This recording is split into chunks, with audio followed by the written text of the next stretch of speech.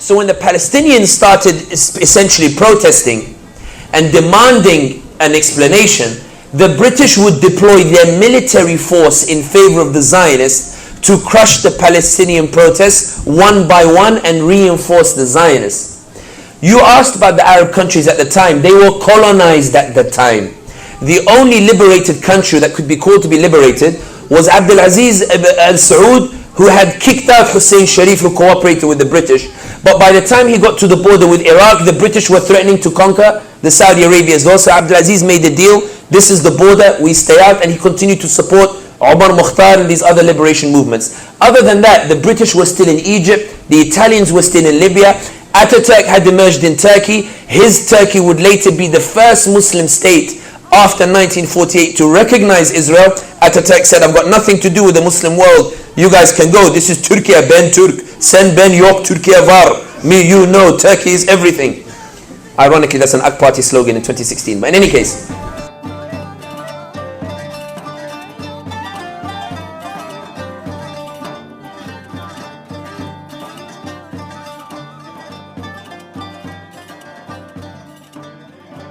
in 1948, the Nakba marked a catastrophic event in Palestinian history and collective memory. When Zionist terrorist militias such as the Haganah, the Irgun, the Stern, and the Lehi forcibly displaced nearly 1 million Palestinians, killing at least an additional 15,000. These militias destroyed entire villages, towns, cities, to make room for over 100,000 illegal European settlers. And eventually, they combined to form what we know today as the Israeli Defense Force. Just the other day, we marked the 76th year of the ongoing Nakba, a system of Zionist colonization and violence that has escalated to its most violent state through the ongoing genocide and mass murder of Palestinians in Gaza today. This moment is significant for Muslims and people of conscience alike as we take a step back to examine the political systems at work that have allowed the Nakba to unfold and continue till this very day. We need to understand the roles of Arab countries that played leading up to the Nakba and how Muslim leaders have shifted towards normalizing relations with the Zionist regime.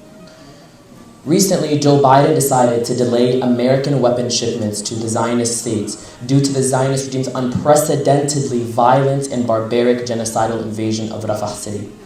Meanwhile, some Arab countries have persisted in normalization efforts. However, the UAE, Libya, Egypt, and even Turkey have intervened on behalf of South Africa's case against Israel at the International Court of Justice. Public opinion is clearly pushing the Muslim and Arab world to stand with Palestine. But will Arab leaders be willing to get fully involved? How has their involvement changed since 1948? How can we understand the politics of the Nakba? Assalamu alaikum, Brother Sami, and thank you for joining us today.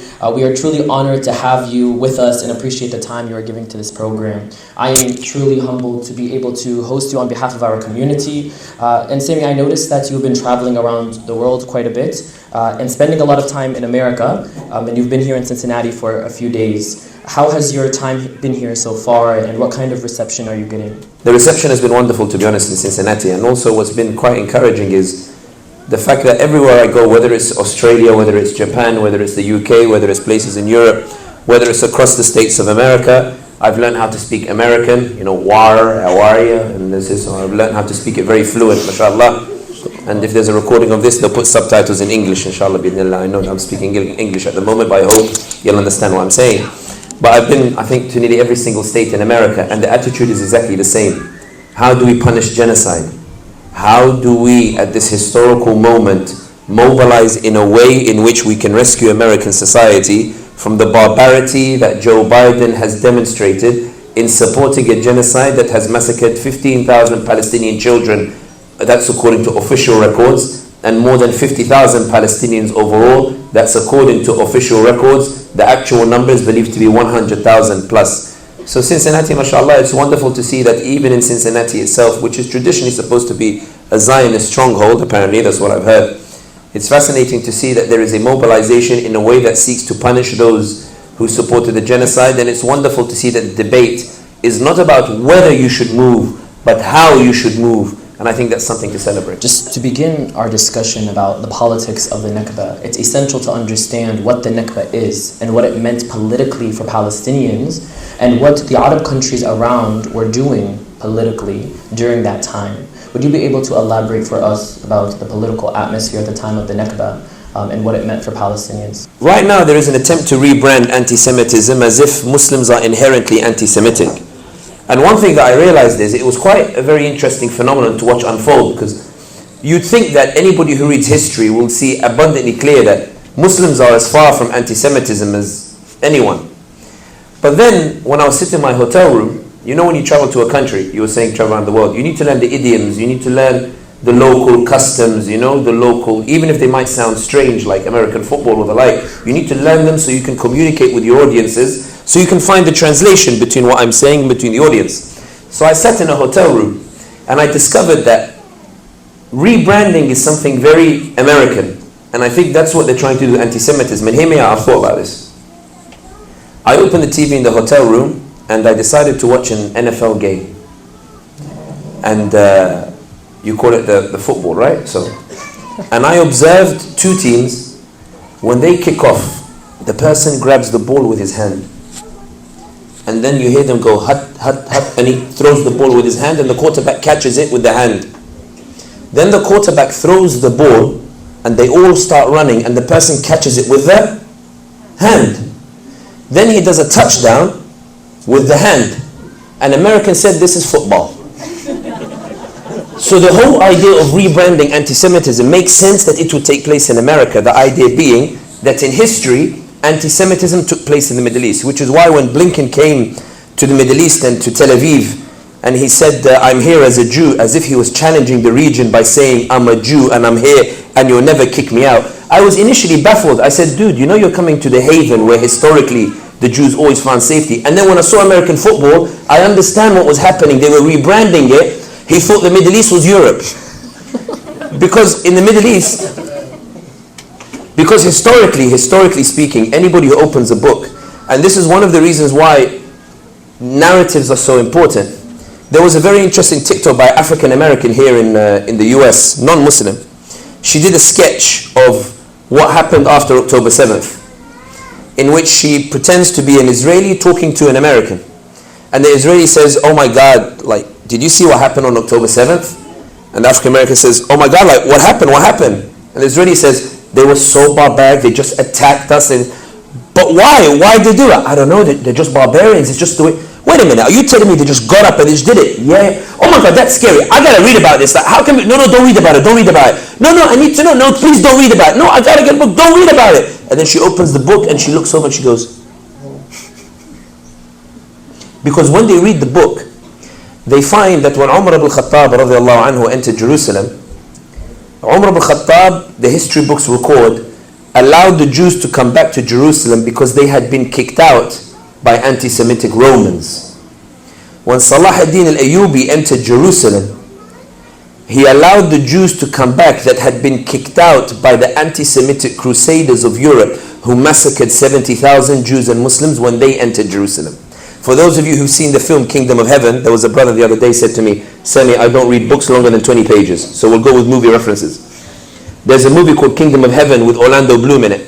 And there's a scenario right at the end where Salah ad-Din is negotiating the surrender of the city with Balian. And Balian says, how do I know you won't massacre the people of the city after I give you the city? Salah ad-Din says, of course I'm not, I'm Muslim. And Balian says, but when we came, we massacred 70,000. And he says, I am not your men, I am Salahuddin. Blinken in the rebranding thought that Spain might be Saudiya because the Spanish Inquisition, it was Isabella who took her army and announced the holy war to kick out the Muslims and Jews from Spain. And it was Bayezid II of the Ottomans who sent the boats to Spain to pick up the Jews to bring them to the haven, because he knew that it is the Jews, they find the haven in the Muslim lands, because the Prophet Muhammad ﷺ established the Pact of Medina, and also the Quran tells us to protect Ahl al-Kitab. After the Holocaust, a very anti-Semitic European phenomenon where they literally put Jews in gas chambers and killed 6 million Jews a crime the likes of which the Middle East has no comparison by any stretch of the imagination. It's a very uniquely European phenomenon. After the Holocaust, the European Jews decide to go towards Palestine and they unfurl a banner. You've all seen the picture. Please don't do to us what the Europeans did to us. Anyone who reads can see this particular history. The reason why I start with this is, there's a reason that a lot of the European Jews went towards Palestine. And it wasn't just because they wanted to establish a state.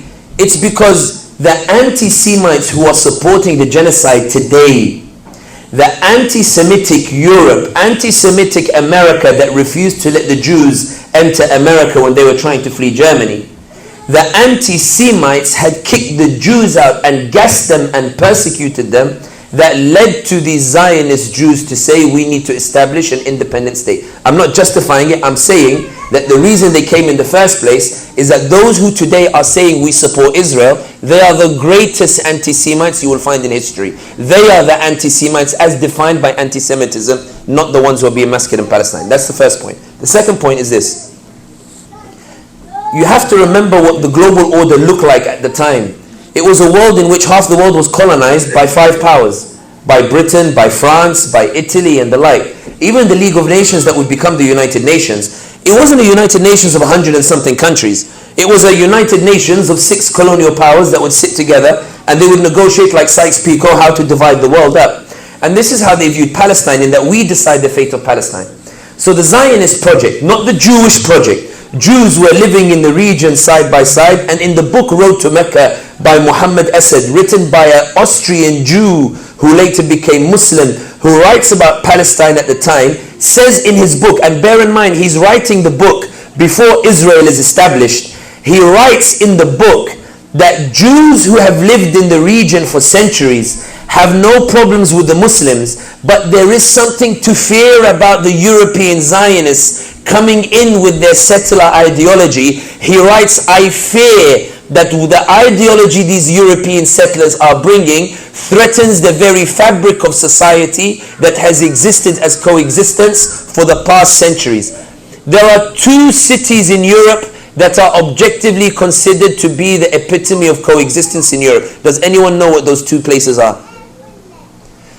The first is Andalusia, Cordoba, Sevilla and the like, because when the Muslims ruled it, it was considered a haven of coexistence of the 3 religions. When the Muslims ruled it, before anti-Semitic Isabella came out and crushed it. The second is Sarajevo of Bosnia, because when the Muslims ruled Bosnia, Sarajevo was where you would find the Jews, Christians and Muslims living side by side, until the Austro-Hungarians came in and began to persecute the Muslims in the Balkans, because they were horrified that their own kind had become Muslim and refused to give up Islam, because they said Islam spread by the sword. They assumed if you get rid of the sword, people will come back to their religion. The Bosnians refused to do so, and therefore they remained Muslim, and they were persecuted as a result. The reason why I mention all of this is, the colonial powers at the time, the Zionist project pitched to these colonial powers that we can be an outpost for you in a barbaric jungle. That you don't want us in your lands, fine. The Daily Mail of the United Kingdom said we need to get rid of these Jewish aliens. The Zionist project, they said, listen, you don't want us in your country, fine. You don't want us in Europe, fine. But if you give us the land of Palestine, we promise to be your outpost in this barbaric jungle. As Robert Kennedy, is it Robert Kennedy you guys have over here? He repeated the same words as well, where he said, we need to stand with Israel because it's our outpost. Those are not his words, those are the words of the Zionists in their pitch to the British colonial power, that we can be your outpost if you allow us there. So, when the Palestinians heard about the Balfour Declaration in 1917, the Palestinians said, hang on a second, are they trying to hand over our land to people? We're letting them live side by side, but what do you mean you're going to hand over our land to them? So when the Palestinians started essentially protesting and demanding an explanation, the British would deploy their military force in favor of the Zionists to crush the Palestinian protests one by one and reinforce the Zionists. You asked about the Arab countries at the time. They were colonized at the time. The only liberated country that could be called to be liberated was Abdulaziz Al Saud, who had kicked out Hussein Sharif, who cooperated with the British. But by the time he got to the border with Iraq, the British were threatening to conquer the Saudi Arabians. Also, Abdulaziz made a deal. This is the border, we stay out, and he continued to support Omar Mukhtar and these other liberation movements. Other than that, the British were still in Egypt, the Italians were still in Libya, Ataturk had emerged in Turkey. His Turkey would later be the first Muslim state after 1948 to recognize Israel. Ataturk said, I've got nothing to do with the Muslim world. You guys can go. This is Turkey, ben Turk. Sen ben yok, Türkiye var. Me, you know, Turkey is everything. Ironically, that's an AK Party slogan in 2016. But in any case, they were all colonized, so they were unable to do anything in the first. But the point is that the British deployed force to repress the Palestinians, who were increasingly concerned with more European settlers arriving in Palestine and telling the local Jewish population who had lived for hundreds of years that either you stand with us to kick out the Palestinians or you're a self-hating Jew. Either you stand with us to kick out the Palestinians or you're not a real Jew. And what ended up happening was the Zionists would establish these gangs that would go and they would start harassing the Palestinians, until when the Palestinians in 1936, they rioted for 3 years, 1936 to 1939. They rioted in order to push back against these gangs that had been formed to kick them out of their homes. And the British would deploy their troops. But for the colonial British, Zionism is unable to establish its state. It's a colonial project backed by a colonial power. The British deployed their armies to crush the Palestinians and pave the way for the Zionists to embark on the Nakba, which is literally the Zionists acting as it is today. You all remember when Iran tickled Israel with those rockets. When you look at the rockets that were bombed down that were taken down by the Iron Dome, only 25% of the rockets were taken down by the Iron Dome. The rest were by French missiles and US missiles. Israel doesn't survive without a colonial power supporting it. Zionism doesn't survive without a colonial power supporting it, and therefore the Nakba in and of itself was not committed by the Israelis alone, but it was committed in an environment of impunity that was established with the support of the British colonial power. The final point worth noting is the reason the Palestinians rioted is because in 1946 and 1947, when the British were talking about relieving the mandate and giving it up, they wanted to propose a partition of Palestine in which they would give the majority to 10% Zionists and give a minority to 90% Palestinians. And they realized the Palestinians what was happening. And this is why when people say the Palestinians lashed out, when you give more 55% to 10% and 45% to 90%, mathematically, even my daughter can work out the maths. But the point, and she's very smart, mashallah. I didn't say even my daughter, she's very clever, mashallah. Top of her class in maths. So, mashallah, I love you, Salma. In any case, the point that I'm saying is that the Nakba in and of itself, you ask two questions. What was the environment? It was a colonial project backed by a colonial power, and but for the colonial power, the Nakba doesn't happen. And where were the Arab states? They were colonized, and even the ones that had been liberated were too weak to do anything. Jazakallah khair, Brother Sami, for your insightful response. You touched on a few very crucial points, like how the world, specifically Europe, punished Palestine for a European crime, and how Palestinians paid the consequence for a crime that came from Europe itself. We also discussed how Palestinians essentially were able to differentiate between Jews and Zionists from the beginning. And this is evident through the anti-Zionist manifesto from the First Palestinian Congress in 1919, where Palestinians urged Palestinian Jews to abandon Zionism and live amongst the Arabs once again. And what I would have to ask to you is, you discussed how Arab countries at the time were colonized. Could you explain that, elaborate more maybe on that? Were they unable to do anything, or were they unwilling to? And elaborate on that. And I would ask one more follow-up question as well, please forgive me. Why were Arab countries so willing to join militarily in 1948 and again in 1967, but have relatively been silenced during the most recent and violent escalations of Zionist violence? Is this recorded? Yes, sir.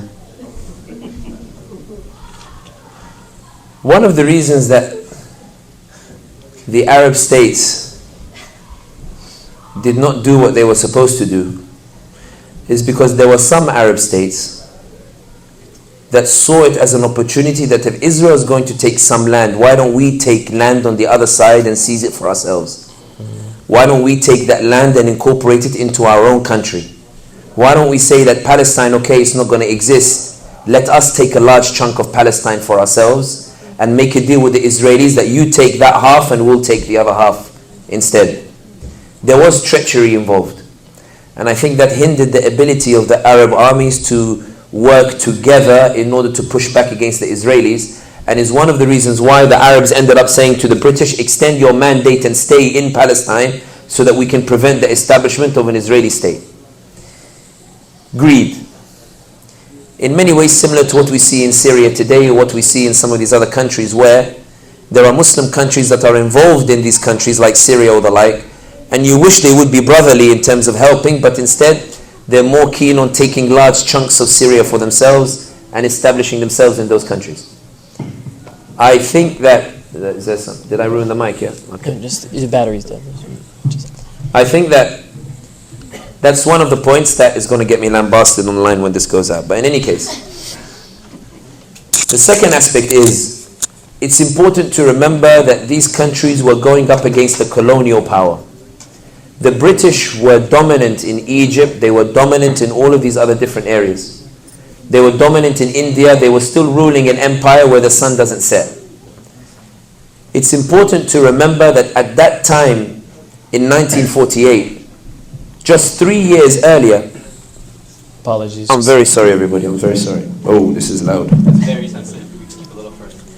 I think that one of the other things that's worth noting is that just 3 years earlier, before the Nakba of 1948, the French had just massacred 50,000 Algerians in Algeria who had protested in 1945 demanding their own independence. Because the powers after World War II, we always read World War II that it's heroic, and it's true, they defeated Nazi Germany, that was heroic. What they forget to tell us is that when they got together, the colonizing powers, to write the subsequent document, the Geneva Convention, every man is born free and every state has the right to self-determination.